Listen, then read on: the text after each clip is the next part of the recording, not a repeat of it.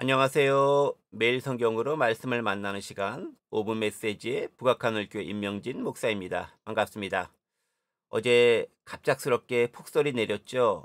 도로가 완전히 눈썰매장이 됐습니다. 제가 밤 늦은 시간에 어쩔 수 없이 급경사를 내려가야 하는 일이 생겼는데요. 정말 하나님의 도우심이 생각날 수밖에 없는 그런 순간이었습니다.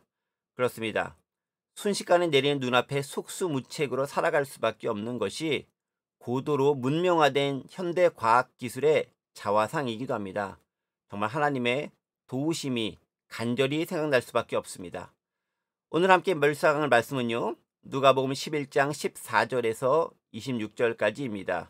바알세불 논쟁과 하나님 나라와 신앙에 대해서 어떠한지 생각해 보는 시간이 되었으면 좋겠습니다. 먼저 본문 말씀 제가 읽어보겠습니다. 예수께서 한 말 못하게 하는 귀신을 쫓아내시니 귀신이 나가매 말 못하는 사람이 말하는지라.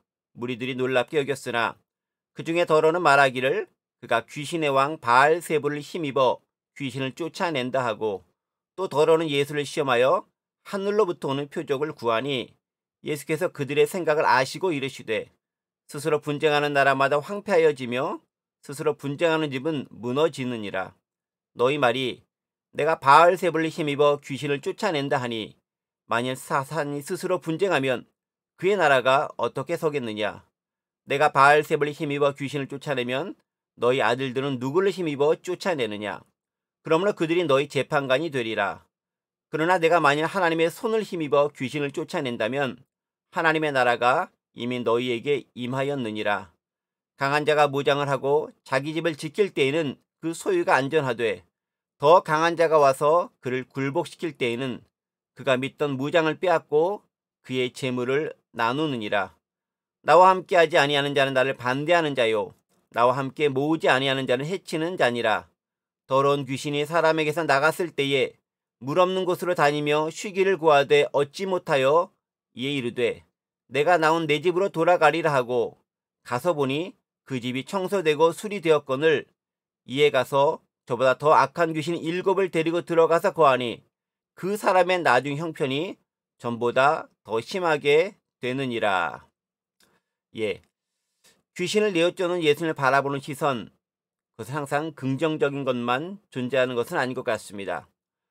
억눌린 사람을 자유롭게 하고 악한 권세에 눌려있던 그런 사람을 풀어주었음에도 불구하고 이것을 못마땅하게 여기거나 그 진위를 의심하는 부류가 반드시 있습니다. 본문에는 정확하게 그들이 누구인지 확정짓지 않았지만 병행 본문인 마태복음을 보면 그들은 바리새인인 것을 알 수 있습니다. 어느 날 예수님은 말 못하게 하는 귀신 들린 사람을 보고 그에게서 귀신을 내어쫓습니다.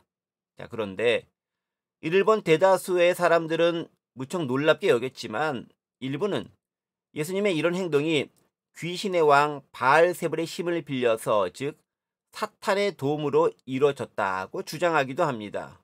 또한 그렇게 귀신 들린 것을 쫓아내는 것 자체를 부인할 수는 없지만 여전히 의심하는 사람들은 또 다른 이적, 즉 하늘로부터 오는 표정을 여러 번 반복해서 보여달라고 요청하거나 주장하기도 합니다. 이런 것에 대해 예수님은 그들의 주장이 논리적으로 빈약하고 근거가 없음을 몇 가지 이유를 들어서 반박합니다. 이런 것들이죠. 첫째는요, 귀신이 악한 존재이고 바알세불, 즉 사탄이 바로 그들의 왕이라면 같은 편이 같은 편을 쫓아낸다는 것, 이건 말이 안 된다는 겁니다. 그들 진영 가운데서 자중질환이 일어나는 경우다라는 거죠. 두 번째는요, 그렇게 귀신을 내어쫓는 일을 그 당시 예수님만 하신 것이 아니라 당시 유대인들이나 종교 지도자들도 축기나 퇴마 사역을 한 적이 있는데, 그렇다면 그들도 사탄의 후예들이냐라고 이야기하는 것이죠. 논리적으로 모순이라는 겁니다. 그러면서 이 사탄이나 악한 권세의 지배하에 있을 때는 그게 너무 강력해 보여서 그 문제성을 발견하지 못하고 그냥 지내고 있겠지만, 이제 더욱 강력한 힘인 하나님의 나라가 도래하게 되면 상대적으로 약한 사탄의 권세는 쫓겨날 수밖에 없음을 집의 비유를 통해 말씀하십니다. 그리고 이런 영적 전쟁에서 하나님 나라의 도래를 믿고 예수님 편에 온전히 서지 않으면, 즉 신앙을 제대로 하지 않으면 안 된다고 강조합니다. 적당히 신앙, 그거 버리라는 말씀인 거죠. 더 큰 문제는요, 이렇게 하나님의 나라가 임하는 것을 보고 그 능력을 직접 체험했음에도 불구하고 예수님을 그 마음 가운데, 그 삶 가운데, 신앙 가운데 온전히 믿음으로 받아들이지 않는다면 더 강력한 악한 존재에게 사로잡히게 될 가능성이 있다는 겁니다. 이게 진짜 큰 문제지요. 악의 세력 역시 결코 만만치 않습니다. 그들은 더 강력한 존재로 무장해서 다시 돌아오기 때문입니다. 마치 조폭 중 하나가 다른 조폭에게 맞거나 억울하게 당하게 되면요, 그의 동료와 보스들까지 총동원해서 우르르 몰려와서 다른 조폭들을 초토화하는 것과 비슷한 모습이라는 거죠. 저는 이 말씀을 보면서 몇 가지 교훈을 얻었습니다. 첫째는요, 기독교가 혹은 예수님의 이름으로 아무리 선한 일을 한다 할지라도 그에 대해 비꼬거나 혹은 안 입곱게 보는, 또는 그 진리를 의심하는 무리가 반드시 존재한다는 사실입니다. 그것도 아예 기독교와 관계가 없는 그런 일반 사람들이 아니라 기독교에 대해 조금 안다고 자부하는 그런 사람들 중에 경우가 많다는 것이죠. 예수님 시대에는요, 하나님 나라라는 메시아 사상에 대해서 가장 잘 아는 무리들이 유대인들이나 종교 지도자들이었는데 그들이 바로 이에 해당하는 경우였죠. 오늘날에는 어떻습니까? 기독교에 대해 그 참모습을 제대로 아는 사람보다는 대충 어렴풋이 주어드는 지식만으로 판단하려는, 겉만 좀 아는 척하는 무리가 그에 해당하지 않나 싶습니다. 자, 둘째는요, 세상은 자기들의 기득권을 지키기 위해 타인, 즉 기독교의 선한 가치와 행동을 짐짓 인정하려 들지 않는 경우도 역시 많다는 겁니다. 그들은 무언가 조금이라도 이상한 것을 발견하면요, 그것으로 꼬투리를 잡습니다. 혹 인정하지 않을 수 없는 그런 선한 증거들이 있다 할지라도 또 다른 증거들을 보여달라고 계속해서 요청합니다. 끝이 없는 것이지요. 이미 인정하지 않기로 그들 마음 가운데 작정하고 그렇게 결심했기 때문에 그 어떤 선하고 논리적인 좋은 결과와 모습들이 나온다 할지라도 받아들이지 않고 순복하지 않습니다. 스스로를 우물한 논리에 가둬두고 그 안에 매몰된 것이죠. 세 번째는요, 우리가 예수님을 믿어도 좀 제대로 온전히 믿어야 한다는 겁니다. 대충 믿는 신용만 하면 더 악한 영적 존재들이 우리 안에 꽈리를 틀고 들어와 우리를 괴롭힐 수 있다는 사실입니다.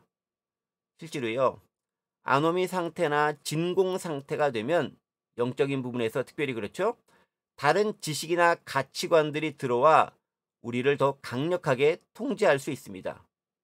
예수님을 알고 예전 것을 이미 버리긴 했다고 하지만 그 이후의 삶이 자신을 온전히 주님께 내어드리지 않으면 이렇게 청소된 상태에 더 악한 세력이나 가치관들이 들어와서 이전보다 훨씬 강한 고집불통이나 근본주의적 신앙 행태로 변할 수 있다는 말입니다. 이게 진짜 무서운 것 같습니다. 때문에 우리는요, 건전한 하나님 나라와 기독교 가치관의 체계로 우리를 만들어가고 빚어갈 수 있어야 됩니다. 한번 신앙생활 했다고 해서, 믿음 체험했다고 해서 그게 우리를 끝까지 지켜주는 것 결코 아닙니다. 물론 우리는 하나님의 예정에 의해서, 또 성도를 견인하시는 그 섭리에 의해서 구원의 영광을 볼 수 있을 것으로 저는 믿습니다. 하지만 내가 진짜 구원받은 사람인지 혹은 그럴듯하게 보이는 것인지는 그 누가 알 수 있겠습니까? 오직 하나님 외에는 그 누구도 확신할 수 없습니다. 그러니 우리는 항상 깨어 있을 수밖에 없는 것이죠. 이제 우리의 삶을 한번 돌아보기 원합니다. 우리는 예수님을 진짜로 믿고 있나요? 아니면 대충 믿는 척만 하고 있는 것일까요?